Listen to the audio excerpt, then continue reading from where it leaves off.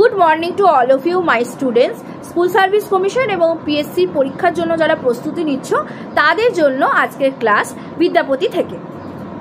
দেখো, বিদ্যাপতি আনুমানিক 1380 খ্রিস্টাব্দে জন্মগ্রহণ করেছিলেন এবং 1460-এ তার মৃত্যু হয়।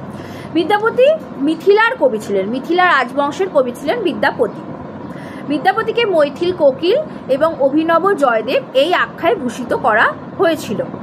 বিদ্যাপতির জন্ম হলো বিহারের দ্বারভাঙা জেলার মধুবনী মহকুমার অন্তর্গত বিশফি গ্রামে। দেখো, বিহারের দ্বারভাঙা অঞ্চলের মধুবনী মহকুমার অন্তর্গত বিশফি গ্রামে বিদ্যাপতি জন্মগ্রহণ করেন। বিদ্যাপতির কৌলিক উপাধি ছিল ঠকুর বা ঠাকুর। বিদ্যাপতি কোন বংশে জন্মগ্রহণ করেছিলেন? বিদ্যাপতি কিন্তু ব্রাহ্মণ বংশে জন্মগ্রহণ করেছিলেন। বিদ্যাপতির পিতার নাম হলো গণপতি। বিদ্যাপতি ছিলেন চৈতন্য পূর্বযুগের কবি। চৈতন্য পূর্বযুগের কবি ছিলেন এই বিদ্যাপতি। বিদ্যাপতির কন্যার নাম ছিল দুলহা। বিদ্যাপতির কোন ভাষায় গ্রন্থ রচনা করেছিলেন? তিনি কিন্তু মৈথিলি, সংস্কৃত এবং অবহট্ট ভাষায় তার গ্রন্থ রচনা করেছিলেন।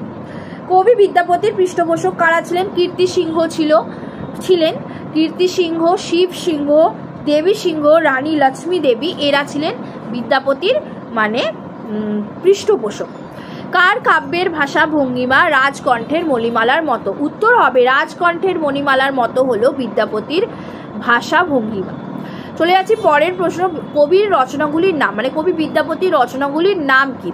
উত্তর হবে ভূ পরিক্রমা আনুমানিক 1400 খ্রিস্টাব্দ, পুরুষ পরীক্ষা আনুমানিক 1410 খ্রিস্টাব্দ, কীর্তিলতা, কীর্তি পতাকা, এইগুলো সবই কিন্তু বিদ্যাপতির রচনা। 1410-এ লিখেছেন।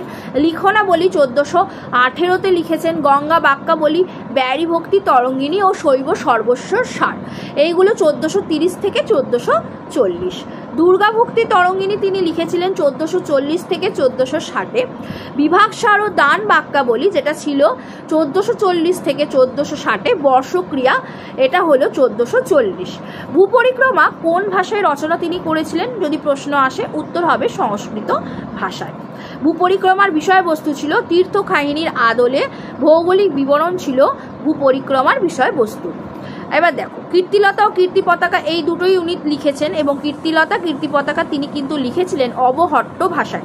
মাদ্রাসা সার্ভিস কমিশনে কিন্তু এই প্রশ্নটা এসেছিল যে বিদ্যাপতির কীর্তিলতা কোন ভাষায় রচিত হয়েছিল? অনেকেই ভুল করে এসেছে, অনেকে সংস্কৃত করে এসেছে, কিন্তু উত্তর হবে অবহট্ট ভাষায়।